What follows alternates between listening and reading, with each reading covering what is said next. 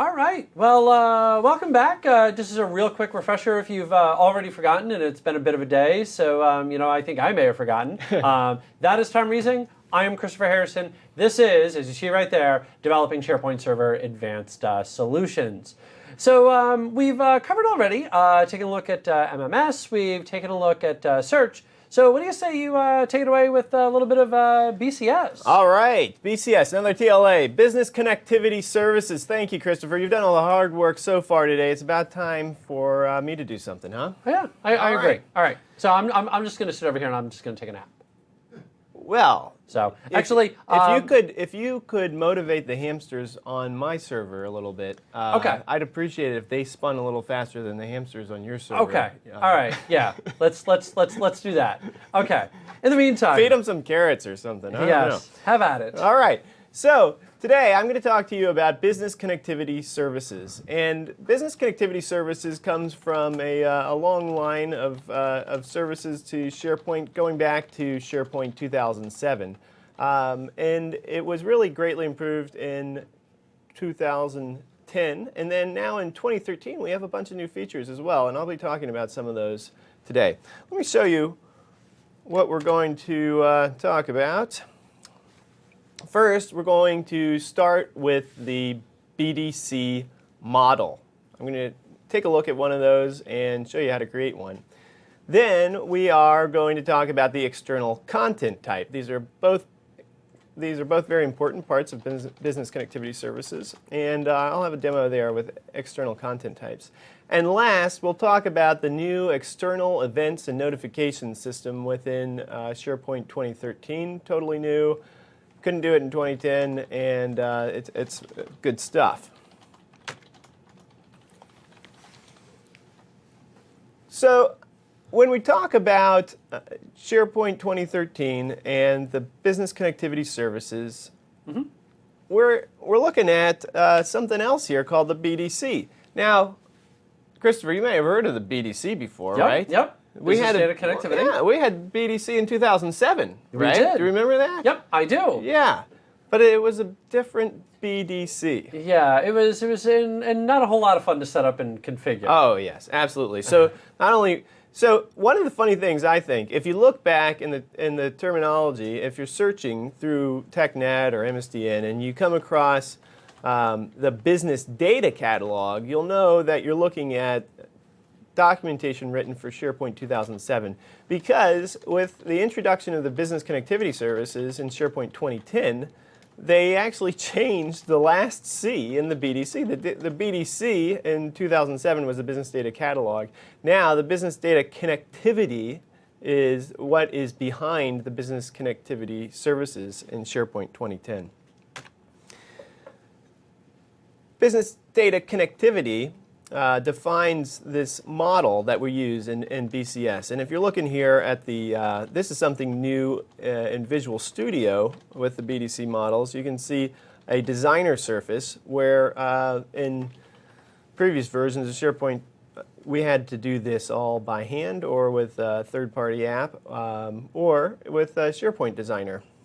Now we've actually got some BDC model designer surface to look at our models with.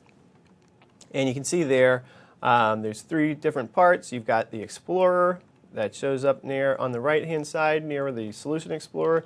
You've got the BDC model designer surface, similar to, if you're designing an ASPX page and you're dragging things on there from the toolbar. And we've got the details down at the bottom. Now, if we dive a little deeper into the schema of what we have available to us in Visual Studio, you can see that we can drill down into the entities defined in the model, and I'll show you a little bit more about that as we get into the demo. Before, what I was showing you was the visual display, right? What we get in Visual Studio now. What I'm showing you here is just a little insight into what's behind that. And it's all XML configuration files. And as Christopher was saying with SharePoint 2007, some of us got intimately familiar with the XML.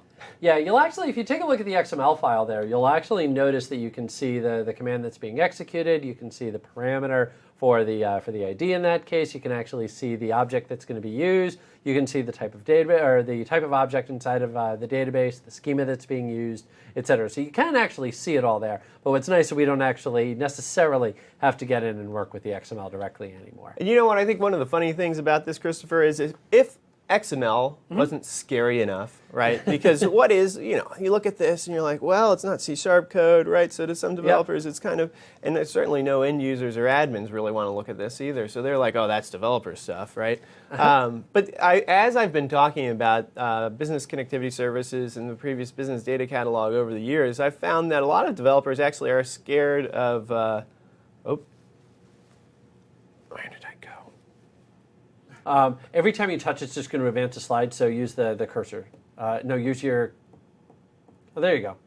Yeah, this There fancy... Can you put that... Can you slap up that name of this thing again that I'm using here? Oh, okay, all right. No, that's all right. So I've got a very fancy touch screen here. It's high-tech, right? Which means... I don't know how to use the Planner PCT 27-inch touchscreen monitor yet. There you go. But I'm getting used to it. Right. By the way, do you want to hide the picture-in-picture for just a second there? Just because it's... there you go. Yeah, we got a couple of real quick requests for that in the chat. So I just want to highlight this right here, right? Some people might recognize this part of the screen as a SQL query, right? I've found over the years that really scares some developers, right? That's in the domain of the DBA, right? All right. And honestly, it scares some DBAs that developers are looking at that, right? Yes. So you'll see in a lot of the examples that, where we're automatically generating these schema files. I'm going to do it a couple different ways, one through Visual Studio and one through SharePoint Designer. You'll see these direct queries to the database being generated and stored in the BDC models. But actually, in best practice, you might rather use a view or a stored procedure. And that's where you make, actually, I've found most developers and most DBAs more comfortable, right? Because the DBAs can write and author the views and the stored procedures, and they can control the permissions on them, which is very important to DBAs as well. Right? And then the developers never have to look at the SQL. All right. So now I'm going to show you how you can connect to an OData data source from Visual Studio. This is something that's brand new in SharePoint 2013, both the OData data source and the model generation from Visual Studio for an OData data source. You can only do this in Visual Studio, so I'll show you later how you can create one for SQL Server in SharePoint Designer, and you can only do that in SharePoint Designer. But right now, let's get right into Visual Studio.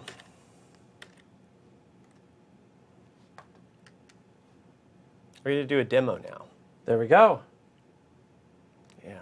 Okay, but it's a live demo on my, I'm not going to a VM. So I'm going to do this against SharePoint Online and Office 365. Okay. So I don't have to RDP into a SharePoint server to do this. No. So in other words, what you're doing right now, just to sort of make this perfectly clear, you've just got Visual Studio installed on your local system. You don't have SharePoint there, nothing else, just Visual Studio, and away you're going to go. Isn't that awesome? It's like Nirvana for SharePoint developers, right? Because all these years, going back 9, 10 years of SharePoint development I've been doing, I originally struggled with that when my mentor told me 10 years ago, you've got to run this on a server. I said, are you crazy? No, I work on Windows, right? And he's like, no, you need to run it on Windows Server because that's the only place you can compile code for SharePoint, right? Finally, now we're in the era, 2013, we can compile apps for SharePoint and create BDC models from Visual Studio straight from our productivity system without having to be running on a server. Which is fantastic. So I think you may have seen this before. I can't remember if Christopher did one of these demos yet today, but he did, I know, in the previous Microsoft Virtual Academy for the core solutions, which is I'm going to create a SharePoint app. Yep. And this is something that's also new for SharePoint 2013, the fact that you can do an app-scoped BDC model, right? I'm going to call this my OData BCS SharePoint app. And you can see up here in my URL that I'm connecting to a subdomain of SharePoint.com. SharePoint.com is where all of the Office 365 SharePoint Online instances are stored, unless you have your own vanity URL up there. I could make this possibly SharePoint.tomreesing.com instead of tomreesing.sharepoint.com, and actually it's something I've been considering. And under that, I've got a developer site. So that's always necessary for working with apps while you're in the development mode. You want to have a developer site collection. It's a special site collection new to SharePoint 2013, and it's especially for the development of the apps. Now, when you finally deploy the app, it doesn't have to be deployed to a developer site. You can use an app catalog or the App Store. But for development purposes, you always want to target one of these developer site collections, and I've got one there in the URL. I'm choosing this SharePoint hosted model, and that's what I'll do most of my demos on today. I'm sure if you want to learn more about the other two models, you can watch the core solutions. Yeah, absolutely. Yeah, myself and John Galloway. Yes. So, yeah. Very good. All right, so... And there was a lot of spaghetti there. Actually, no, I'm sorry, that was a different one that I did. And it was... Chris Johnson, was it? Yeah, Chris Johnson. Yeah, it wasn't John Galloway. Sorry, I did another one. After a while, they all run together. Yes. So, yes, there was no spaghetti in that one, and it was Chris Johnson. So, in any event, here we are in Visual Studio, and we've got a default ASPX created there, and we can see a couple other things in the app, right? These are pretty standard things. We've got CSS that controls the visual display. We've got a PNG that is going to show up as the app selection, and we've got this app.js, right? I'll talk about some of those more as I do some other demos, but for right now, what I want to show you is in the Add drop-down menu, you've got your normal New Item and Existing Item options. But if you want to connect to an OData data source, you don't want to choose one of those, right? I made the mistake. You can look forever, and you'll never find OData or external data sources under New Item. It's right here down under Content Types for External Data Source. It's kind of a special hidden option. Yeah. Well, sort of both hidden and not hidden. I mean, it's just right out there in the open, yeah. So I'm going to paste a URL in there. You can see I'm at odata.org, which has a bunch of example OData data services for us to consume. Mm-hmm. And I'm just going to name it OData. And I am going to choose the... Now, the OData source that you're using, what is that? Where is that? So this is a service, promoting OData, the standard, right? Okay. It's odata.org. Okay. Right, and they've got example OData sources for you to connect to. Oh, nice. All right, so you're just connecting out to somebody else's OData, not something that you've implemented. Absolutely. Very cool. In this case, there's other ways, right? Sure. And so now you can see what happens is added to my solution here, my app in Visual Studio, is a new external content types section and an OData folder, which is what I told it to name it, and then this new products entity, which is part of my BDC model, right? And if I do an F5 deploy, you can see that what's going to happen here is the BDC model is going to be generated from the OData data source. The entity is going to be in there, and that's going to be wrapped up into a WSP, a solution package, and deployed to my SharePoint Online developer site as an app. And when that happens, I'll get that standard GUID, right? The generated URL right here that we can see right there, and it's going to launch it here in my browser. And what we're seeing here is the result of the default.aspx. The list, an external list, was also created here, and I can navigate to that by typing it into the browser here. What did I forget which entity I chose. Do you remember? I think it was products. Yes. So what's happening here is these names and categories and descriptions, those are all being pulled down from an OData data source. You can see I've got sorting and filtering, right? If I only want to see the up conversion DVD player, I can filter to that, or I can clear that off, right? And all this data is external to SharePoint, right? Isn't that cool? Yeah, that really is. So what's happened here, and for those of you who've done BCS with 2010, what you're able to do is very easily connect out to a database, pull all that in, make it appear like it was inside of SharePoint, even though it actually wasn't. Now what you've done with just going in, a couple of little right clicks, a couple of little checkboxes, and poof, now you're pulling in an OData source from somewhere else, and you've actually done that inside SharePoint Online. Isn't that amazing? That is amazing. That's extremely cool. So if I go and I look at what we compiled here, we've got a WSP, right? And we know that if we change that to a cab, right, we can peek inside and we can see the standard things you're used to seeing in an app. We've got, the app.cs, app.js, but we've also got a BDC model right in there. Nice. Isn't that awesome? Yeah, that's fantastic. So I can extract that, pull that out here, and if I know how to use WinZip, extract to here. Yeah. There we go. And I can drag that into to Visual Studio.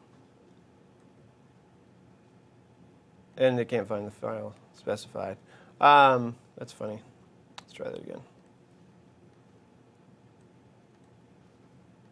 Is it really there? I think it's there. Well, that's fine. Oh, no, it's not. Did it go away? Oh. Let's try that again, a different way.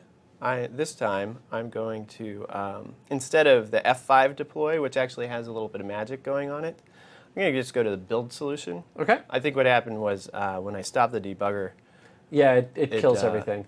Actually destroyed the WSP? No? Huh? Am I making this up? Untip. Oh, it's still there. Right. Well, I'll tell you what. I will look at it with Notepad++. There you go. Done deal. Here we are. Here's a BDC model. Right? I'm disappointed that you didn't fire up VI for that. Yeah, right. Yeah. Emacs. Yeah. There we go. So here you can see, and let's see, I've got a setting here in,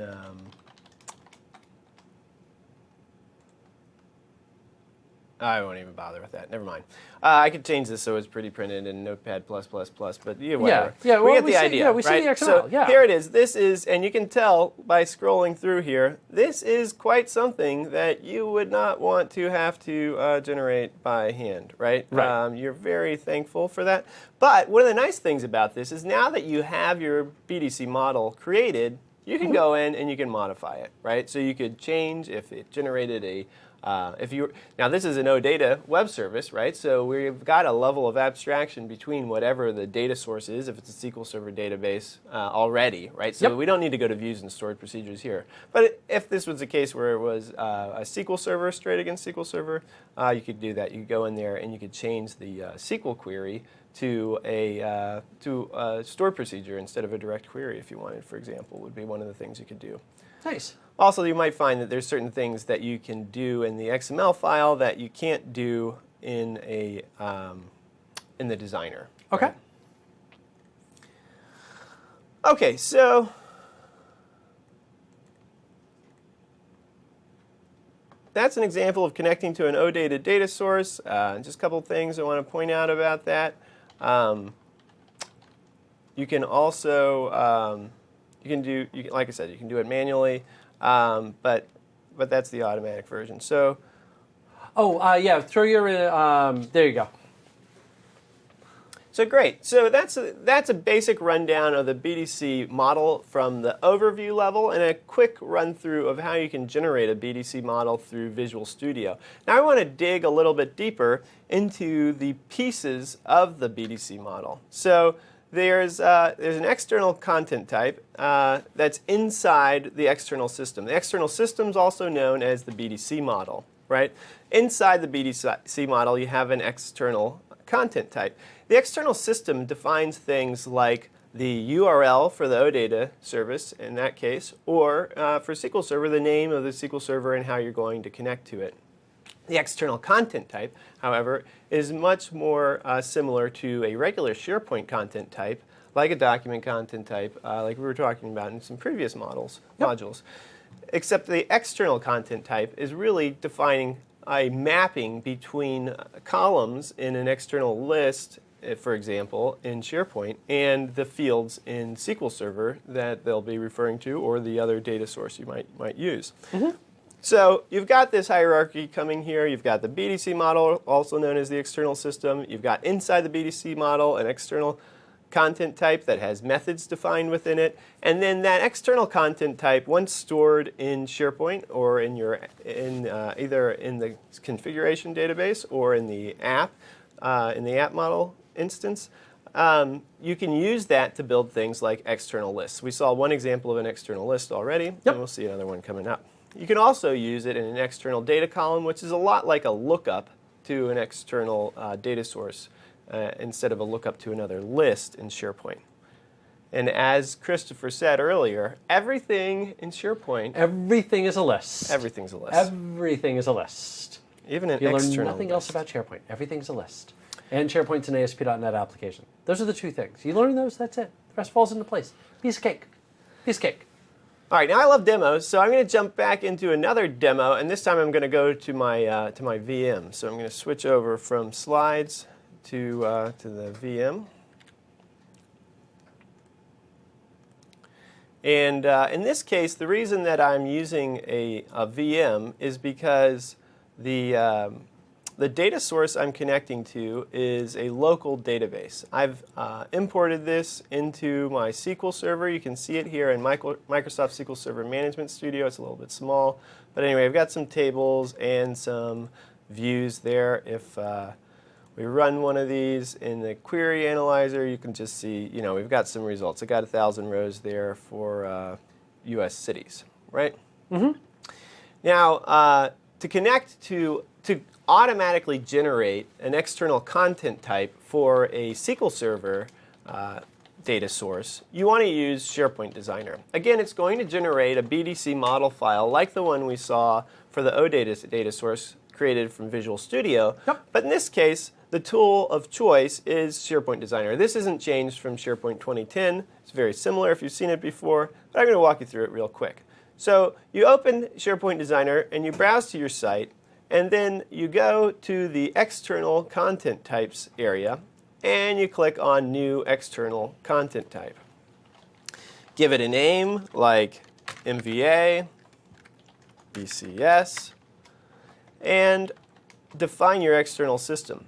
You can see here that I've already added a connection to my database, but if I were to go through and do it again, I would hit Add Connection, and I have my choice of a .NET type, which is a custom connector you can build in Visual Studio, a SQL Server source, which we can connect to directly from SharePoint Designer, or a WCF service. In my case, I connected directly to a SQL Server, and I typed in the name and the database name and shows how to do the authentication, right? Once I did that, I have the tables and the views, just like we saw in SQL Server Enterprise Manager. It's not called that anymore, but the SQL Server. And Management Studio. That's what it's called. There right. you go. Sorry, I'm revealing my age again. Yeah, you really right. are. And yeah, that one's an old one. Yeah, that's been gone since about 2005. Yeah, you're really showing your age over there. Old habits die hard, right? Yeah. So I'm going to Keyword being old. True. As I mentioned earlier, I'm going to use a view to make my database administrator happy. And I'm going to key off that U.S. cities, which I showed you from the SQL Server tools. And when you want to define an external list, there are two operations you must define. You can see here that there are a number of different operations I can create and associations. I'm just going to go through two of these real quick so you get the idea of what is possible and how you do this. So you can see automatically it shows US cities read item as the name of this operation. And it's picked up the elements of my data source. In this case, they map to columns in a table, but they're from a view. And there's a warning down there at the bottom. It says at least one identifier should be specified. That's easy. The primary key of this table is geoname ID. I'm going to map that to be the identifier. I'm going to do that once again in the return parameter configuration screen. And then you can also see it's complaining that my population field is a 64, an int 64, which will not be displayed in the browser. I could map that if all the values fit within an int 32. But in this case, it may just be too big to show. All right, so now you can see on the right-hand side, I have a read item operation defined. And I can go in and create my read list operation. So the read list is going to be what's shown when you're viewing the list, like I did with the OData data source when I went to lists products. And then the read item is going to be when you go through to view the item details. And it's also going to be crawled by the search crawler. On the bottom, it says it's strongly recommended to add a filter of type limit for this operation. I will go ahead and do that. You change the filter type right here. You can see there's 5 different options. I'm going to choose limit, make it the default, and I'm going to set a default value of 1,000 items. So that way, if you had, say, 50,000 items in that table, it's only going to give you back, in your case, 1,000. That way you're not just going to bombard SharePoint with a whole bunch of data. That's right. Okay. And I'm going to, on this, on the read list, it says, it gives me a warning about the picker, right? So here, I can specify that I want the city name and the state to show up in a picker. If I didn't do that, it would just list out all of those fields, including the ID, which would not be very user-friendly. So now that I've done that, I can save this new system into my configuration database. And if I go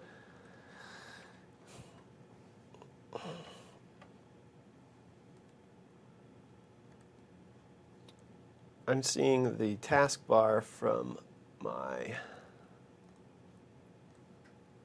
oh no, I'm in the right place. Okay, good. I auto-hid my taskbar on the desktop, but not on the server, and that was throwing me off. Okay, so now if I go into Central Administration, to a place we're all familiar from earlier modules, Managed Service Applications, which you saw in the search and the Managed Metadata. Well, this time we're going to go into the Business Data Connectivity Service. And here we can see my MVA BCS external content type that was created. There's a drop down here also for BDC models. Yep. And you can see that right now there isn't one yet.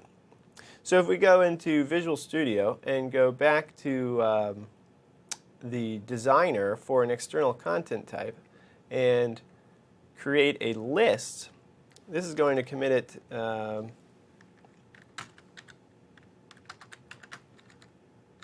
commit the model. And you can see here when I'm creating an external list for the external content type, you also have the option to create an InfoPath form. Which is nice. So that way, if you want more customization over it, maybe add in a little bit of logic that could be used with it, you can do that very easily through InfoPath. And what's nice is that there are a lot of InfoPath designers that can help you spruce up, kick up the interface, make that look just that much better. So it really does act in a lot of ways just like a list that you're used to working with in SharePoint, except for all the data is being pulled out of a different system. Yep. So now when I go ahead and do that, I can click through and I can look at the list and I get a login user failed. We can go to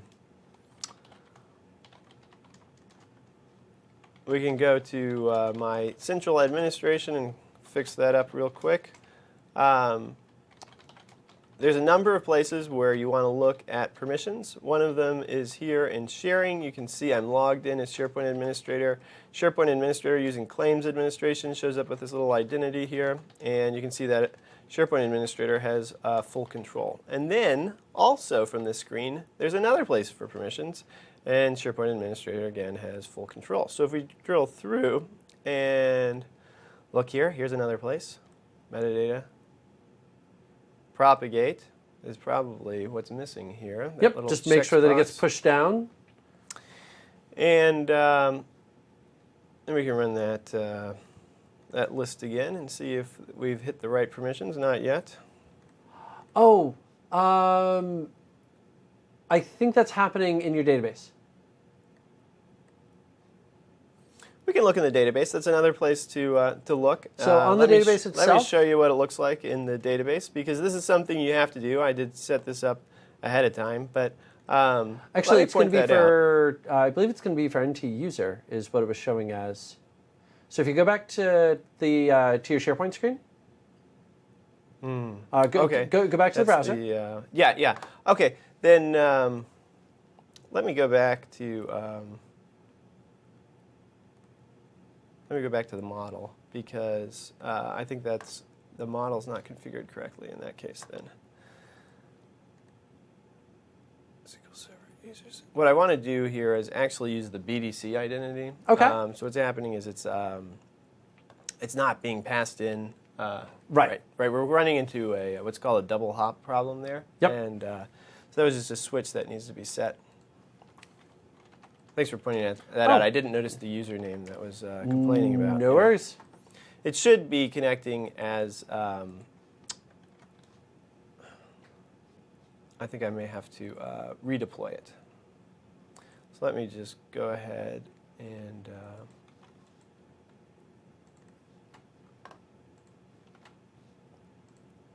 I'm going to delete the list and redeploy the list, and I think we'll be in good shape from there. So some of these things I'm doing in SharePoint Designer you can actually do in the browser. Some of them are just kind of easier. Some of the things you can only do. So I could create an external list from the browser, although I could not create the external content type from the browser. So let me do that again. I'll just make that unique, just in case.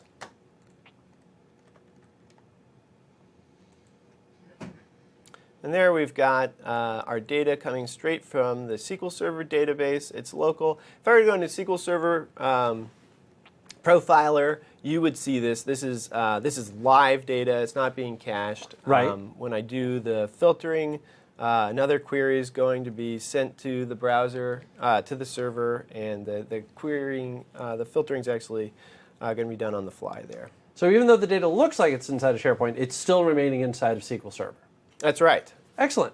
Very cool. Now, the one exception to that is, as you pointed out in search, with the in the search module about HR data and how there are certain things that are added to the index, right? Yep. And so then they're going to be in the index, right? When you crawl a BCS external content type, there's going to be some of the data stored in the index at that point. So you should be aware of that, just in case if somebody says, you know, nothing is ever cached. it kind of is in certain cases, right? Yep.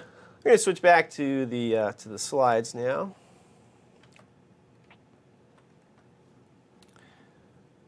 And move on to the last module here, the external events and notifications. Now, once again, like the OData data source, external events and notifications are new to SharePoint 2013. And there's quite a lot here. I'm going to talk about the features, how you enable them, and some of the methods, and how you start subscriptions, and also talk about external list event receivers. So to start with, in SharePoint 2010, as I pointed out, external lists did not support alerts or event receivers. So this was often something that was asked about. You know, I've got a list, I can sort it, right? Yep. It really feels like a SharePoint list. But it's not a SharePoint list. It walks like a duck, it quacks like it, but it's not really a duck. And it does wind up confusing users because you're looking for things like those alerts that if something changes, anywhere else inside of SharePoint, I can go in and say, hey, alert me, and I get a little email, but I don't get that with these. Yes. Yeah. Now, there is a catch because now that SharePoint 2013 supports alerts and event receivers, now it's up to your external system to respond. Right? So exactly. This is a two-way process here. Yep. Right? Whenever you're going to talk about connecting to an external system and getting any kind of notification on the SharePoint side, there's some plumbing on the external system that's also going to be new. Right. And that's something to really watch out for. So anyway, these new operations in 2013 allow for three new things. One of them we talk about is alerts, so any user can go into an external list if this is set up properly and the plumbing's right on the other side. Yep. And they can be notified of new items that come up in the external system.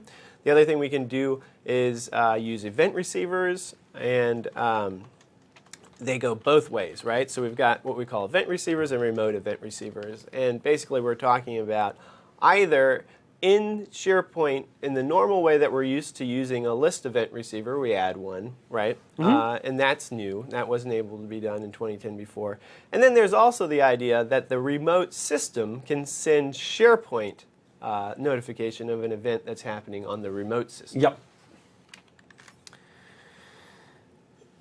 So we talked about earlier OData, right? And when we're talking about enabling this external system to tell us about what's going on, what would have to happen on the OData side is you would now be implementing two new web service methods, HTTP methods, called subscribe and unsubscribe. And when you subscribe, when you send the data source the subscribe message, Yep. it must store that. It must have some way of saying, oh, look, Christopher asked to subscribe to this list. Yep.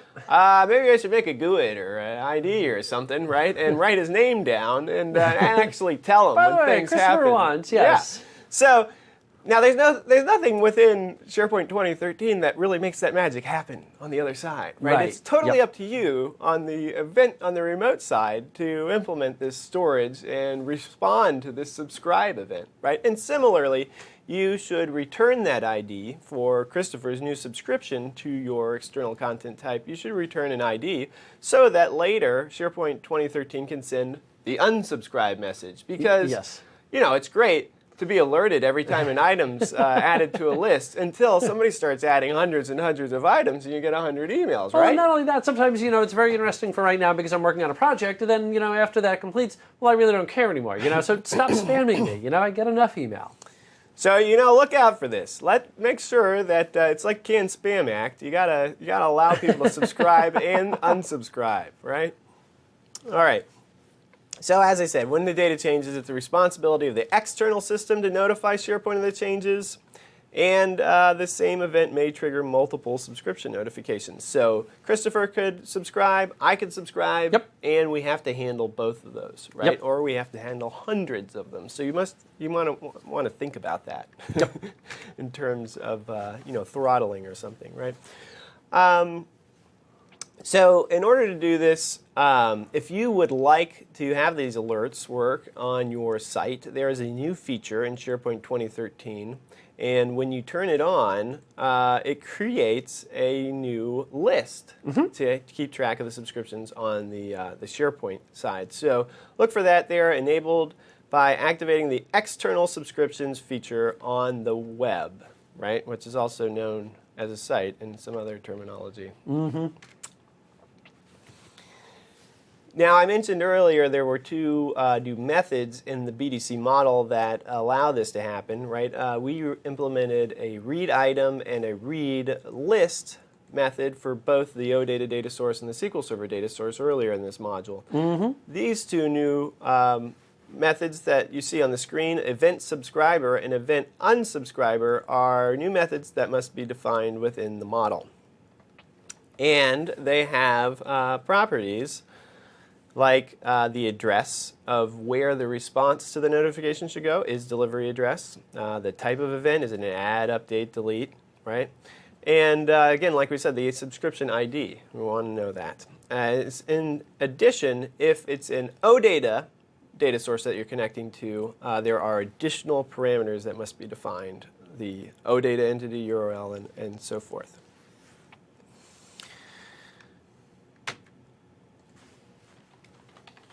Subscriptions can be created explicitly or implicitly. And explicit calls are made by programmatically, basically, right? Implicit calls are made when the user initiates it, right? So it's just like anything else we've been doing today. You can do it through the user interface, or you can do it through code. Right? Yep. So if I'm a user, I go up there, I create an alert. That's an implicit subscription, right? Yep. If I'm a developer, I go and I write code. That's an explicit subscription. And again, we talked about the methods, right? There's a subscribe method and an unsubscribe method. You got to keep track of that stuff, right? And here's an example of an explicit subscription through JavaScript client-side object model code. Notice in this case, I'm accessing an OData data source, or the Northwind sample database, right? Yep. And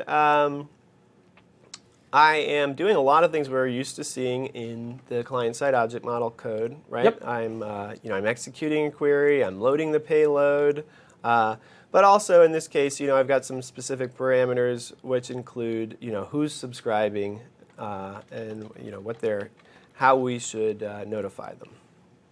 And I've got you can see that LOB system instance. A lot of times the external system defined in the BDC model is also referred to in the XML itself as a line of business system, so otherwise known as an LOB system.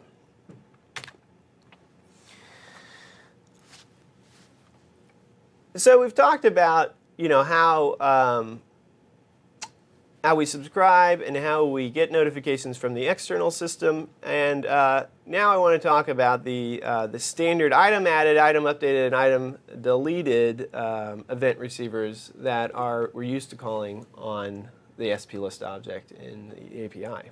Exactly, yeah. So what this allows you to do is it allows you to be able to get event receivers with an app. So let's say that we are using Office 365 and we want to be able to deploy out an event receiver so somebody creates an item and maybe we need to write out a log or do something like that. Of course, we can't have any custom code inside of Office 365. And so that's where all of this comes into play, is that we can go in, we can set up our service, and actually be able to get event receivers with an app. That's right. I mean, this is really powerful, right? Because Office 365 was developed to allow a broader adoption of SharePoint in general. And because of that, you've got millions of other people you're sharing your SharePoint farm with, potentially. And the full trust development model is really out the door when you think about that. Because in one line of full trust code, you could make everybody's day unhappy, right? And we don't want to be breaking other people's SharePoint environments, right? So the client-side object model allows us to do some really powerful stuff here in a safe way that's ready for our new cloud future, right? You can see here there's a lot of this is like you're used to with normal event receivers, but there is a new property called the external notification message. And this external notification message is what is sent back from your external data source, right? Mm-hmm. And it's going to be encoded, right? So in order for you to see the message on the other side, you're going to want to use this encoding.utf8.getString. Otherwise, it's going to look like not going to be readable. Gibbly goo. Here's an example of a remote event receiver on the on server-side code. So you're going to inherit, you're going to implement the SP item event receiver, and you're going to override the SP item event receiver's item added, just like a standard event receiver in SharePoint. And you're going to do the same things you would do with that item added event, except for this last line here, where you see that implementation of the encoding.utf8.getString wrapped around the property that's passed back from the external system there. So there you go. There you have it. I've got a few references for you to dig a little bit deeper into this if you'd like. There's a great video on the changes and features that goes into a little more detail on some other things on Microsoft.com. And these slides will be made available to you, so you can click through to those links.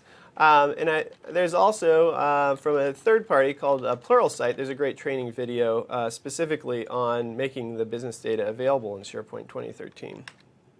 And I'm a Microsoft Press author, so I have access to the whole catalog to do my research for these types of events. So that's kind of my go-to resource. And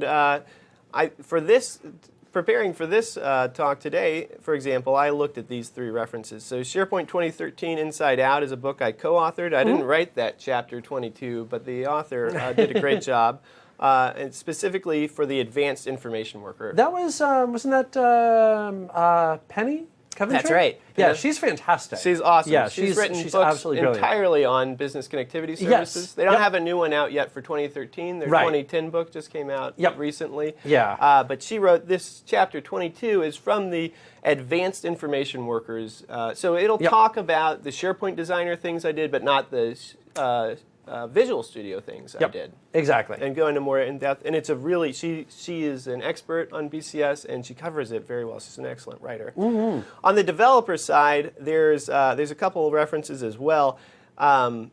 The Microsoft SharePoint 2013 developer reference has one entire chapter on remote event receivers, so you can really dig deep into that. It's a new feature. It's not just for BCS. It applies to SharePoint development in general, so he covered that in one whole chapter. And then his chapter 14 is specifically about developing for business connectivity services. A new book just out, Inside SharePoint 2013, just this month, I believe, a few weeks ago. I'm not even sure. I think the print copies just started shipping. But they have also another great chapter where they talk about some of the new features in SharePoint 2013 and how you interact with business data catalog, business data connectivity models programmatically. Yeah, that's the Ted Pattison book, and just came out. By the way, I do want to, because this came up in the chat, and I think this is a great question, that one of the things that we did here was we defined BCS. We talked about how all that works behind the scenes. We talked about how to set it up, connecting out to OData and so forth. We talked about, hey, you know what, this is cool. You know what we really didn't do is sort of set the stage as to why this is important. That's true. You know, and one of the things about SharePoint is when you're trying to explain SharePoint to somebody, analogous. It's very analogous to a database. That a database is just like a site, a table is just like a list. Everything is a list. Our rows are items, our columns are, well, columns. But that being said, SharePoint is not a database. One of the worst things that you can do to it is treat it like a database. So even though it's not a database, there is still going to be data that is inside of a database that my users are going to want to have access to. And that's where BCS really shines, is it makes it very easy for me to incorporate that external data that doesn't necessarily belong in SharePoint, but that my users still want accessible through SharePoint, and they want that interface. And to go one step further with this, BCS can also be utilized for search. You'll notice actually there's a lot of great changes to help ease some of the pain points that we had with search and BCS in the past. And you can also actually utilize BCS with user profiles and be able to import that into your user profiles as well. So those are some of the different scenarios. You've got that external data. You just want to make it available through SharePoint. Don't necessarily want it in SharePoint. This is where BCS shines. You know, that's a great point, Christopher. I was in my zeal to get absolutely. to Visual Studio. I totally skipped over the huge value of BCS, and I've seen it over the years in clients I've worked with. One of the other ways that's it's really interesting you don't think of off the top of your head is supplementing user profile data. So, for example, I worked with a large enterprise that keeps all their human resources data in an external system, say like PeopleSoft, right? Okay. Now, it turns out... PeopleSoft. It could have been PeopleSoft. Well, you said say like PeopleSoft, so I said like PeopleSoft. Oh, thank you. You're welcome. See? I just do what I'm told to do. Sorry. Carry on. So in something like PeopleSoft, you can store things. And then in the case of this enterprise, they had very rich data about the employees of the company that could help other people find them. For example, their cube number. Can you imagine? That's kind of important. Right? This building that this group works in is a mile long. Yep. Right? So think about it. If you said, oh, there's this guy who knows something. I found him in the employee directory. He's somewhere out there. He works in claims, I think. So they're, I think, in building A, right? He's in charge of handling TPS reports. Wouldn't it be great if you could incorporate into your user profile data when you go through People Search to find them? Yep.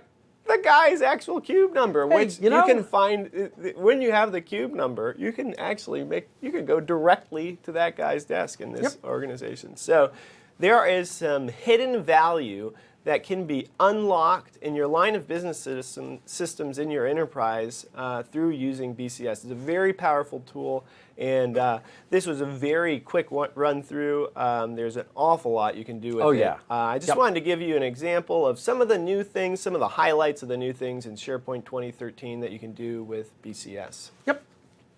With that, I think we're about ready to wrap this module up and take another break. Yeah, let's go ahead. We'll take 10 minutes, and we'll see you back here. And I'm feeling rather social. I don't know about you. Yeah. How about it? Let's do some social stuff. So we'll see you guys back here in 10 minutes.